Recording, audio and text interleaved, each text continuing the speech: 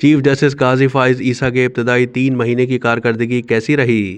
Supreme court نے justice قاضی فائز عیسیٰ کے chief justice بننے کے بعد ابتدائی 3 مہینے کی کارکردگی رپورٹ جاری کر دی۔ رپورٹ کے مطابق 17 ستمبر سے 16 دسمبر 2023 تک زیر التوا مقدمات میں سے 859 مقدمات نمٹا دیے گئے۔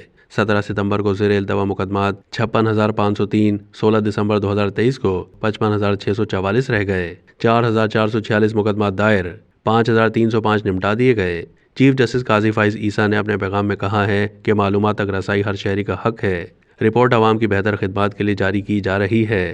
17 دسمبر 2023 کو سپریم کورٹ میں زیر التوا مقدمات کی تعداد 56,503 تھی، جو 16 دسمبر 2023 کو 55,644 رہ گئی۔ اس عرصے کے دوران 4,466 نئے مقدمات دائر ہوئے، جبکہ 5,305 مقدمات نمٹا دیے گئے۔ پچھلے روز سپریم کورٹ نے آئین کے آرٹیکل 19A کے تحت پہلی بار اپنی سہ ماہی رپورٹ جاری کی ہے۔ رپورٹ میں چیف جسٹس قاضی فائز عیسیٰ نے اپنے پیغام میں کہا ہے کہ آئین کے آرٹیکل 19A کے تحت معلومات تک رسائی ہر شہری کا حق ہے۔ وہ تمام لوگ عوام کو جواب دہ ہیں جنہیں قومی خزانے سے تنخواہ ملتی ہے۔ یہ رپورٹ عوام کی بہتر خدمت کی غرض سے جاری کی جا رہی ہے۔ رپورٹ میں کہا گیا ہے کہ زیر التوا مقدمات کی تعداد بڑھنے پر تنقید تو ہوتی ہے، لیکن تمام حقائق نہیں بتائے جاتے۔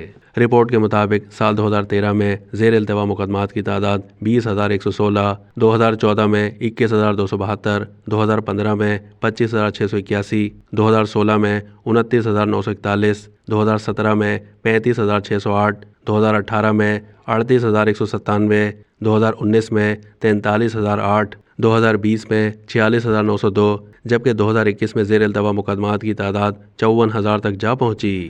سپریم کورٹ میں سال 2022 میں زیر التوا مقدمات کی تعداد 52,424 تھی، جو 2023 میں 55,971 ہو گئی۔